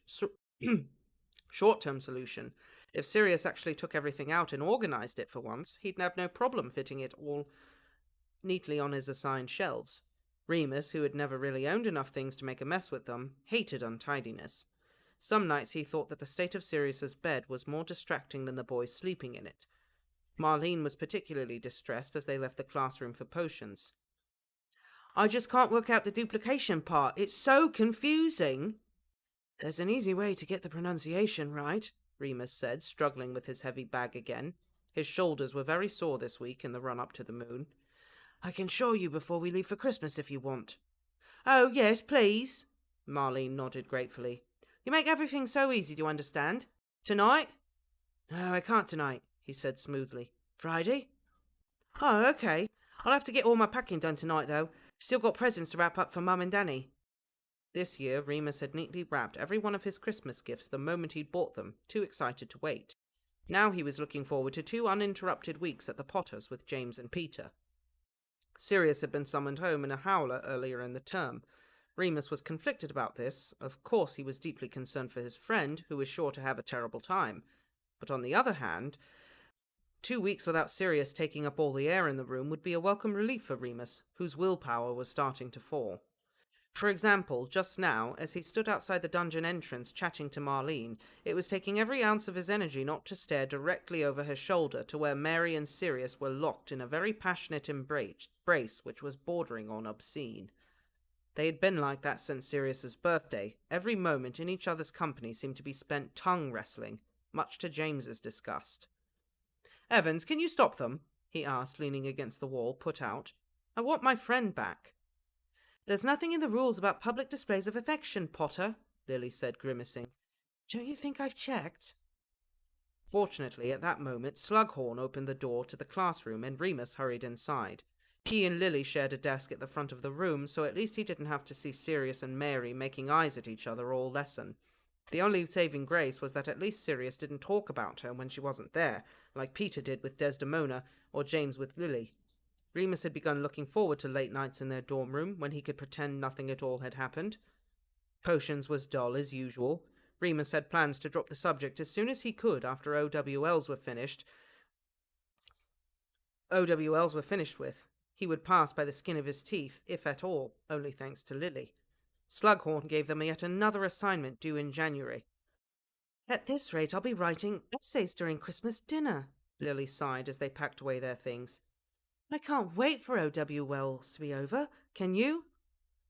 I suppose we'll just have to start work on any WTs once these are finished, Remus replied pessimistically. And Dirk Cresswell told me we won't get our OWL results until the end of summer. What? Oh no! That's going to ruin my holiday. Dad wants to take us all down to Cornwall in the caravan, and I was really looking forward to it. Remus nodded gravely. Even though it was not yet Christmas, he'd been looking forward to the summer holidays too. 2 long, warm, simple months with Grant sounded like utter bliss. He'd written Grant a Christmas card, but hadn't made up his mind whether or not to send it. There was nothing interesting inside, just a standard festive greeting, but he was shy about it. Grant might think it was silly. Remus had been carrying it around in his book bag for a week. So what are you up to tonight? Lily asked as they left the classroom on their way to lunch. Nothing. I heard you tell Marlene you were busy and were not on the rota for patrol tonight. Oh, something else. Detention. Remus, you never get detention, Lily asked. Lily laughed. Come on, what is it? A prank? A secret affair? Remus gave a mysterious smile, which he hoped was something like James and Sirius's. Ask me no questions, and I'll tell you no lies. Just try not to break any laws, she grinned back, elbowing him gently. Remus tutted as if he would never consider such a thing. Really, it was James, Sirius, and Peter who were breaking the law. He was just an innocent werewolf bystander. Evans, Mooney? James joined them as they reached the Great Hall. May I join you for lunch, or are you the only two people in my life not currently snogging? Oi, what am I, Scotch Miss? Marlene nudged him as they sat down. My apologies, McKinnon, James bowed graciously. I thank you for maintaining your decorum, unlike some, I should mention. He balled up serviette and threw it at Sirius's head. Lovebirds! Get a bloody room, we're trying to eat! It had no effect. It's pretty brave of us, snogging him all over the castle like that, Marlene mused. Or brave of him, I'm not sure. Either way, pure blood and a muggle-born, flaunting their relationship. What's that supposed to mean? Lily said, bristling like an angry cat. Mary is every bit as good as Sirius Black. Blood status has nothing to do with that. Obviously, I know that, Marlene said defensively. But, well, see for yourself. She glanced over at the Slytherin table. A number of Slytherins, Regulus among them, was watching the excessive display of affection taking place at the Gryffindor table. As a Muggle-born, Mary had been a target for most of her school career, but it was clear that the disapproval had amped up since she started going out with the heir to one of the oldest pureblood families in Britain. It was deeply unnerving the way they were all staring like that, narrow eyes and clenched fists. All of them except Snape, who was watching Remus. Snape knows. He's on to it. Or does he just have a crush on him? No. Bloody hell, James muttered. Bunch of weirdos. I'm worried about her, Marlene bit her lip. If she gets cornered in the halls and Sirius isn't there... We'll look out for her, James said gallantly. He looked at Remus and Lily. Right?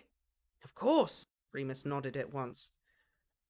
Yeah, Lily said more slowly. She had a funny look on her face as James caught her eye, as if she'd seen something which surprised her. Obviously. We all care about Mary. We won't let anything happen. Oh. You know what I'm realizing? Lily isn't Hermione. Lupin is. Lupin is her. And Mary and Sirius are Ron and Lavender. Yep. So instead of sicking birds on Ron, he's gonna attack him. He's gonna sick his werewolf on him. He's late, Remus grumbled, wrapping his arms round himself and pacing. He's off snogging MacDonald. He's not coming. He'll be here, Mooney. Give him a minute. I don't have a minute, Remus snapped. His nerves were raw. He didn't have the patience to be polite. I need to go and see Madame Pomfrey now. Okay, well, you go. We'll follow, James said. If Blackbutt doesn't show up, then me and Pete will come by ourselves. It'll still work. I'm big enough to control you. Remus didn't like the idea of that, but he was in too bad of a mood. He was just about to storm out of the room when the door swung open, almost hitting him in the face. Oops, sorry I'm late, Sirius said. His hair was out of place and his cheeks were pinkish. Remus regarded him with disgust. I have to go, he said through gritted teeth. Yeah, I know. I'm really sorry, Mooney. Sirius tried a charming smile. I was just with Mary and... I haven't got time for this. Remus left at once, marching purposefully down the stairs. Any time of the month, any time at all, other than the full moon, and Remus could have kept all the plates spinning. His desire for Sirius, his jealousy of Mary, his loneliness for someone to talk to. Just now it was all a bit too much. He barely spoke to Madame Pomfrey all the way to the shack, and once they were halfway there, he realized he could smell his friends, all three, following them under the invisibility cloak. Trying hard to shake off his temper and appear calm, he refocused his thoughts on Christmas with the Potters. The scent of clove and orange, the thick juicy currants in Mrs. Potter's fruitcake, velvety white royal icing, the warmth of the fireplace. He felt a lot better by the time Madame Pomfrey was locking him in. all those things I've seen on the Great British Bake Off. Yes. Mm-hmm. I'm really sorry, Moony, a voice said moments before Sirius, James, and Peter appeared as if out of nowhere. Sirius stepped forward guiltily. I won't do it again. It's fine, Remus shrugged, hearing the click in his joints as he did so. You made it in time. Everything's fine. Tell you what, Sirius grinned at them all. Snogging's really Moorish, once you get the hang of it. James and Peter laughed. Remus smiled politely as he could. He desperately wished he could tell them all the truth, that he wasn't the priggish, inexperienced boy they thought he was, that he actually knew exactly how much fun it was to be kissed for hours, the impossible intimacy of having someone to cling to. More than that, he knew how it felt when it was gone. Where does she think you are now? James asked Sirius. Detention, obviously. Gotta maintain my bad boy persona. Course you do, Snuffles. Snuffles. Oh, piss off, buckaroo! Remus closed his eyes as pain shot through his body. He bit his lip and rolled back on the bed. Better change, he said to his friends. See you in a bit. Friday, 19th of December, 1975. Bloody hell, Moony. I'm not a fan of that bit, Sirius was saying softly, guiding Remus back into his bed. Not my favourite part either, Remus responded, wincing against the morning light. Sorry, it must be crap to watch. He dislocated a shoulder again. What would happen when he finished school and Madame Pomfrey couldn't fix him anymore? Would he have to go to a hospital? Were there wizard hospitals? It was good, though, James was saying somewhere else in the room. You were trusting us more and more. Yeah, Sirius agreed. I reckon in the new year we can try leaving this place. What? Start exploring. There's acres and acres of forest out there to explore, Moony. You deserve it. Remus couldn't think straight. He was too tired, too sore. See you later, James whispered just as Remus fell asleep.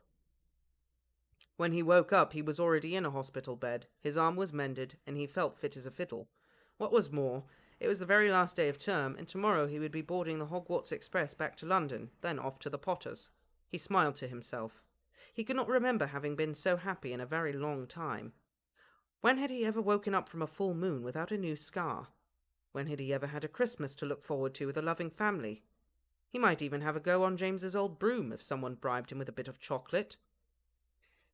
Chocolate again. Good afternoon, Mr. Lupin, Madame Pomfrey called out. She must have some kind of sixth sense. She always knew when he was awake. Good afternoon, he called back with a mild croak. He and Sirius had been howling together, he remembered. It had been a lovely thing, like singing. Another very good night. The Mediwitch approached his bed. I'll fetch you some lunch, but you're free to go. Merry Christmas, my dear. Merry Christmas, he smiled up at her. He would leave her gift on the bed. He was too shy to hand it over in person. Okay, so we were both wrong. Yeah, we were. No wolf attack. No wolf attack. They sang together. And you have sparked my interest, Dan. What if a werewolf bites a centaur? Is it a... I don't know. Is it a centowolf? Are centaurs immune to werewolf bites? Maybe. Is it a weretar? A horse wolf? And would it affect both halves equally? Or just humans? So would it be a wolf with a horse body? It's all one being. I know, but there's two different things. So, you know. I want to know how their digestive system works. Yeah, that's a good question. What do they eat? Human. The centaurs? No, I don't know. They seem like they'd be vegetarians, first off. Well, yeah. How do they digest it, though? I don't know. Are they ruminants? They probably have, like, the human stomach, and then it goes down to the horse stomach, and then... That seems redundant. But cows have, like, 4 stomachs. I know, because they're ruminants. What's the point of having a human stomach if you already have the ruminant stomach and the horse body? Because the human stomach helps break it down a little bit before it goes to the horse body. Maybe. Kind of like your saliva breaks down food before it goes to your Maybe. stomach. I don't know. I wonder if the centaurs are just immune to werewolf bites. Maybe. But I don't know. I guess it depends on whether They're not are human. they no, but well, are they I don't well, I mean they're part human. But they're not human. They're not. They're a magical being. It's different. They're not horse. I guess it's did they evolve from horses or did they evolve from people? Or do they evolve from something completely different because they're a magical being? Yeah, I don't know. You got me there. Just saying. Some myths have less of a human torso. Yeah, I wouldn't be surprised. Be weird though. Trying to picture like a centaur with like less of a human torso. I mean, I guess just like the chest or something. Just a human head. I don't know. I don't know if they're magically created either. I think there's magical evolution. I'm trying to think. I remember how the Minotaur was created in the Greek myths, but I cannot remember the centaur for the life of me. I can't either. Usually in the Greek myths, it's because Zeus slept with somebody or something. Well, the Minotaur was because I forget who slept with the prize bull. Well, there was a curse put on her so that she would love the bull instead of her husband because her husband offended the gods in some way. It's been a while since I've read that myth. But anyways, yeah. See, and I'm getting that one confused with another one. Yeah. Either way, I think in this situation in Harry Potter, they're magically evolved from something. Either way, I think the centaurs might be immune. Because it specifically affects humans, the werewolf bite. Yeah, but they have a half human body. But they're not a full human. Well, no, but there's some. But they're so would it affect them slightly? You don't know what their anatomy is like. Would it be like maybe their bite, they still are affected, but they don't transform, kind of like Bill. Maybe. You know? I don't know. They don't get the full. They're not human, though, so it's... Who says that it's only humans that it has to affect? Because it is. It's a human transmittable disease. Yeah, that's true. And I mean, I guess technically they probably wouldn't have to fear werewolves because werewolves don't really attack like other animals. Right. So maybe they consider them animals? Don't let the centaurs hear you say that, though. Well, maybe they consider them... They're not humans, so they're not anything they'd go after. It's not on their radar. But they're part human. That's what I'm saying. Oh my god. It's confusing. It could go either way. We don't know, though. They're magical beings. But that's what's fun, is we can... I'm just saying. I don't think the werewolves would attack the mer people either. Well, no. Not just because they're under the water. Ecosystem. Yeah, I don't think werewolves can swim. Why not? Wolves can swim. Yeah, but you don't see like a wolf going to catch a, I don't know, shark. That was oddly specific. Yeah, it's weird. You don't see a lion going into the ocean to catch a tuna. They don't live by the ocean, but okay. Africa's close. They could travel. They have legs. So. Also, I just saw the other guys today. Actually, that's why. That's why you're doing this. Okay. Okay. Well, the lion tuna thing, yeah. That also makes me think of the article I read where orcas were eating moose. Well, that's because moose can like dive like 100 feet below the water. Well, yeah, but I just thought it just reminds me of the story. Like orca will eat moose. Yeah. When they catch them, like what? That's wild. That's just wild. Right, you wouldn't think they even consider them on their food chain, but I guess they're not really. I think it's an opportunity. Ooh, I don't get to eat this very often. Let's go for it. Yeah, but they also haven't like attacked humans in the wilds. No, they haven't. So they're very smart. They're picky about what they eat. Yeah. So someone must have just, I don't know, just decided, let's try this and taste good. Yeah, that's what I mean. I think it was that simple with the orca. They're just like, guess. look at that thing. Have you ever seen that before? No. What do you want to do with it? Let's just try it.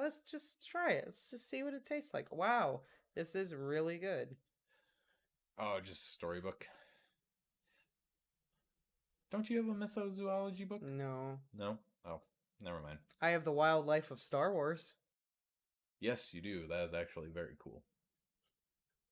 That's not helpful in this situation. No, not at all. But, not even close.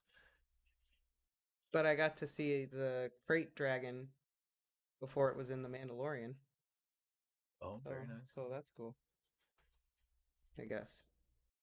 I mean, we got to see the inside of the Sarlacc pit with the Book of Boba Fett. That's true. Still have to finish that, actually. Yeah, we do. I had a coworker who was asking me, "Have you seen it yet?" I was like, "Yeah, I saw the first few episodes. I got to finish."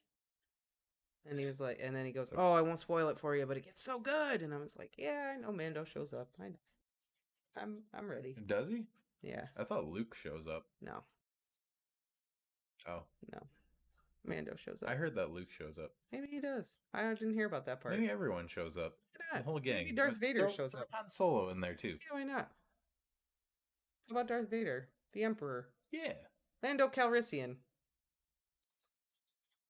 Yeah. T-3PO. The, Jar Jar Binks. That was, like, no? my favorite. No.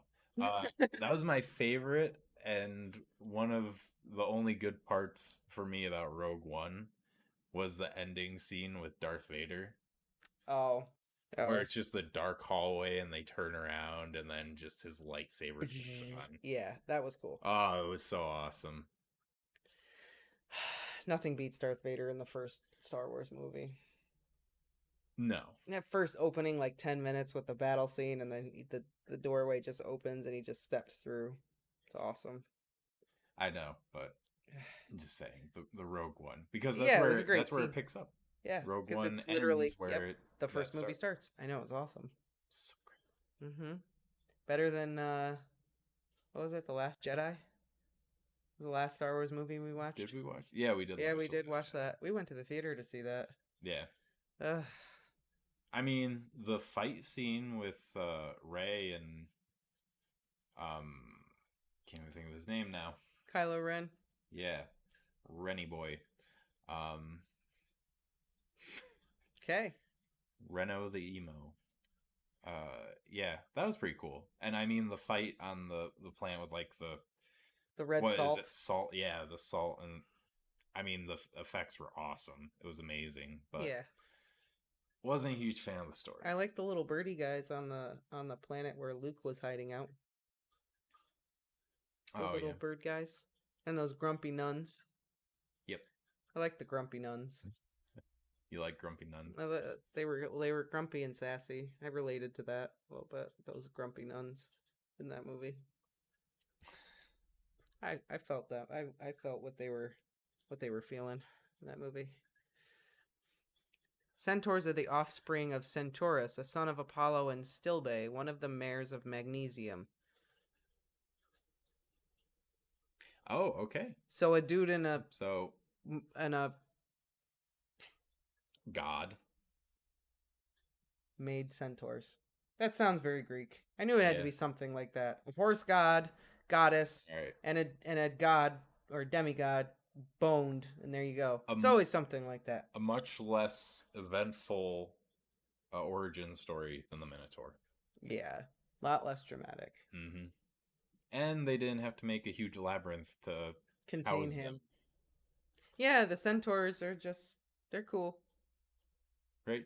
They're just busy looking up at the stars, seeing what planet is bright. Yep. And not telling anyone what they see. Yes. Unlike Snape, who tells Voldemort what he hears when the prophecy is uttered. Snape's a snitch. Man tells everyone everything. I don't know if he tells everyone everything. he's telling Voldemort everything. What he doesn't tell Voldemort, he tells Dumbledore. What he doesn't tell Dumbledore, he's telling everyone else that Lupin's a werewolf. That is true. He did tell everyone Lupin was a Yeah. werewolf. Yeah, he did do that. He didn't tell And anyone. he's trying to snitch on Harry all those times. Because he And if knew. anyone believes him, he's still a snitch. Still. Doesn't matter if they believed him. Yeah, okay. He does try to rat Harry out. He didn't tell everybody about Quirrell. Yeah, I mean, he told Dumbledore. Just gotta tell Dumbledore. Snitch.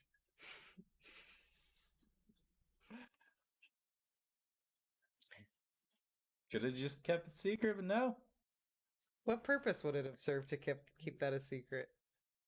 To prevent him from getting stitches. Well, he would have got stitches anyway, because Fluffy bit him. Would he if he hadn't been, trying to get down there, though? Stop Quirrell? Dumbledore told him to go down there to stop Quirrell. And he would have never told him to do that if he didn't tell him about Quirrell. Snitches get stitches. Maybe Dumbledore knew about Quirrell firsthand. Well, we don't know that. Maybe no. There would have been a chance. I feel like Dumbledore was highly suspicious. I think so, too. That does not negate the fact that, yes, he does consistently try to rat Harry out all the time. Yeah. I won't lie about that. On that note, I am getting quite tired, actually. Yeah, and it's pretty much time to end. It is. And I need to eat. Oh, you haven't had I never ate. Oh, I never okay. had time to eat before we left. So. By reading this description, Umbridge was definitely almost... Ooh, what did the centaurs almost do? No one knows. That's the thing. No one knows what the centaurs did to Umbridge. Only Umbridge knows. And Firenze. And whatever other centaurs were there. Bane and Ronan. Oh, God. There's a deep, dark hole where there's a fanfic. You had to use that imagery? Well, you brought it up, and where else am I gonna go with that? We don't know what happened to Umbridge. We don't need to know what happened to Umbridge. They just sat down and had a chat with her about how offensive her descriptive language of their people are. And that it hurts them. Inside? Yes. That's why when she hears the clapping of... That's why when she hears the clapping of hooves, she, freaks out. Yeah. Okay. I don't know if there are female centaurs. There are no female centaurs in Harry Potter that we have seen. Maybe they don't. We've just never seen them. I don't know. How do they reproduce? Or are they eternal? Or they produce asexual? Now is not the time to ask more questions. Are they like a cell? Do they go through osmosis? Like, does the human part start pulling away from oh my god, the horse part, and then a new head springs up and a new end? I highly doubt it. It's either sexual reproduction or parthenogenesis, I would say. What happens in the Forbidden Forest stays in the Forbidden Forest. That's why they call it forbidden. Just ask Hagrid. Oh god, what's Hagrid doing out there? I don't know. He goes to visit Aragog all the time. I don't know what he does out there. I don't know.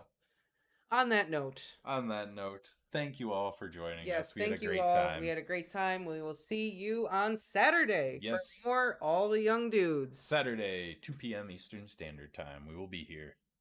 You better be here too.